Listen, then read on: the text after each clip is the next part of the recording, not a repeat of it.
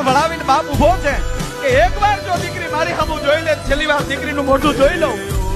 અને દીકરીને બાપુ એમ છે કે હવે જો મારા બાપ સામું જોઈ તો મારા બાપને સાનો કોણ રાખશે. દીકરી સામું જોતી નથી, ગાડું હાલ્યું જાય છે.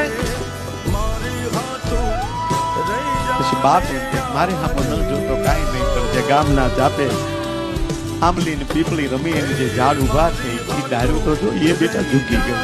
પણ બાપુ ગામડામાં હકીકત દીકરી હારે જાતી હોય ત્યારે પવન થંભી જાય, ડાળું ઝૂકી જાય.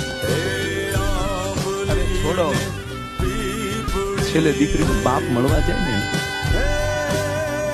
એ ચિત્ર કોઈ ન જોઈ શકે. એ તો જેને જેની વળાવ્યું હોય એને ખબર હોય. કુટુંબના તમામ પરિવારના સભ્યો મળી લે, છેલ્લે દીકરીનો બાપ જેથી મળવા જાય તેથી ધરતીને પૂછી ડગલા ભરતો